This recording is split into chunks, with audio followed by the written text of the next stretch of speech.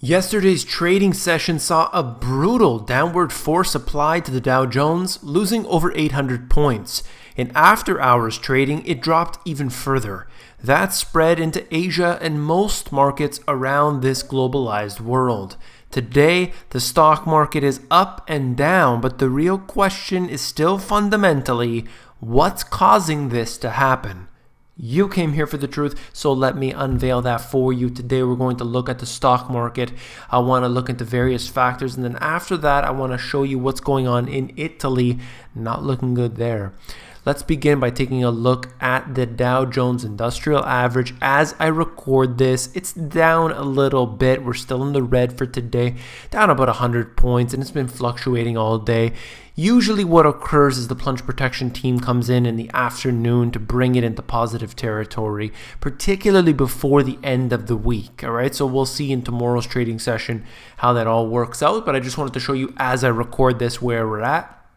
And I found it really interesting that this article out of CNBC loves to report on the information. And hey, they're just doing their job. But it's pretty funny when you see this type of thing. And I've been reading these for years and years and years. I look at these reports as they come out. And initially I was confused.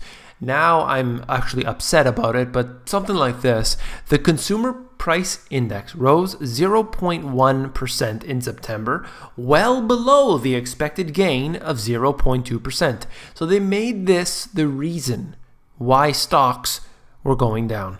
Oh, well, the inflation expectations were not met, and therefore everybody's worried there's a huge sell-off. Come on. Please. I'm tired of it. Honestly. It's just unbelievable that people read this. I know that there are so many people in the financial industry that read that data and actually traded based on it. That's how foolish people are in this industry. I'm telling you right now. All right, then you have Jim Cramer. Everybody loves him. I'm not even going to point fingers at him necessarily, because he's really just one example of the whole industry. All right. So what did he say? The time to start buying may be upon us, because what started as selling has now grown into what seems to be a full-blown panic. A vicious correction is indeed a terrible thing to waste. If you have some spare cash or you're thinking about putting some long-term money away at the end of the year, maybe you pull some of it forward. That's what I did today for my kids' index fund. Now, I'm not saying he's right or wrong, but this is an individual who is bought and paid for and cannot ever tell you when things are bad.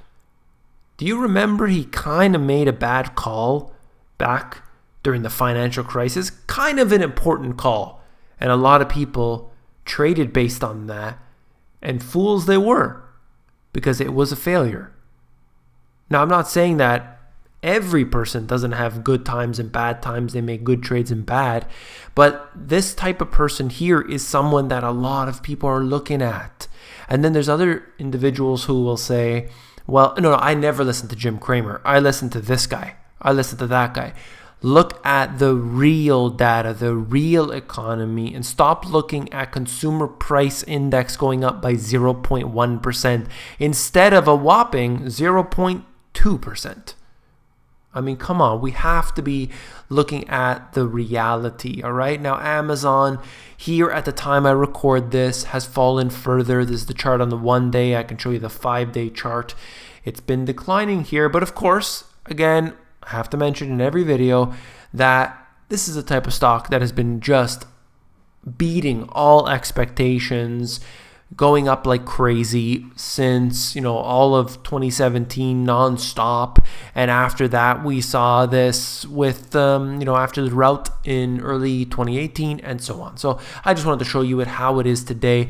Looks like it's down nearly 2%. So that is quite significant in addition to what we saw yesterday. But that can turn around in an instant. Certainly, if the Fed starts to suggest that we won't bring up interest rates anymore, that could make the markets come up a bit, so we'll see. And what's really important is right here in this chart. You're looking at the most crowded trade. I always show you this. And obviously, September 2018 being long the FANG stocks and the BAT as well. But let's just talk about the FANG stocks. That's been the trade, all right? That's been what everybody has been doing. And guess what? It's been that same thing since February. So we've had the same crowdedness in this one particular trade since February. Nothing has come along in this time. We've seen other things before, long NASDAQ, okay? That was going on for a while, all throughout this time here from May till November of 2017. It was all about long NASDAQ. And then, a few months in there, and then we got back into it basically again to even more of a concentration of investment. So that's never a good thing. And I think that it's going to be a very big mistake for a lot of people not to diversify their holdings, even within paper assets themselves. Watching tech and consumer discretionary sectors in the US, take a look at what has happened here. They basically did this. They rebased all of these to 100 on January of the 1st of January. Looking at this, you can kind of get an idea where they've gone over the course of the year. And materials, consumer staples, even financials, I mean, these are all in the negative territory. Energy is practically there right now. You could see clearly that, for example, tech is up still. But in short order, this has fallen quite a bit. So you have to understand both the short term, the medium, and the long term. They're all important. Traders tend to go just on the day, but I think that is very, very unwise. Now, this was interesting. I need to read this to you. I'll do it as quick as I can. It's the NYSE ARMS Index, all right? Another way of measuring the one-sided bearishness of yesterday's data is the ARMS Index. It is a means of determining market strength or weakness by analyzing the relationship between advancing stocks and declining stocks and their respective volumes. The higher the number, the more heavily one-sided the selling is. Readings over 3.5 tend to occur at or near significant trading lows, and we were nowhere near that level yesterday. That's according to BMO. So they've made a good point here. Based on that, the market can come down further. This is just one indicator, and I wouldn't put any money based on any one indicator or even a handful of them.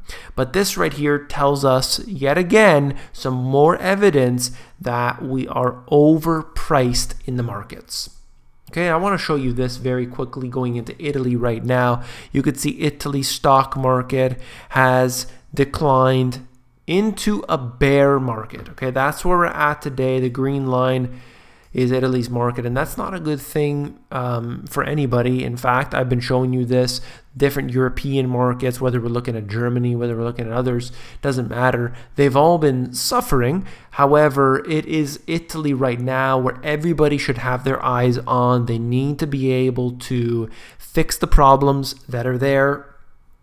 I've never seen a government fix any problems, but they'll probably throw a bandage on top of it and hope for the best. So I'm going to be focusing on this definitely, because not just because of the short-term volatility that's going on in Italy, but this is a country that could be a catalyst to the global economic collapse. So we've got to be definitely looking into it, and never take your eyes off Italy right now. I think it is the most important country to focus on. Bloomberg Europe 500 stock index. This has dropped very significantly in October. That's not a good thing, as you can see where it has gone. I just wanted to show you this. I mean, we're going back to levels that we haven't been at since 2016 practically. So that right there is not a good sign for the future. I'm going to end the video there. If you found it informative, please give me a thumbs up. When you give me a thumbs up, you're supporting this channel, the Money GPS. So I do appreciate when you do that. Just click that button. Very simple.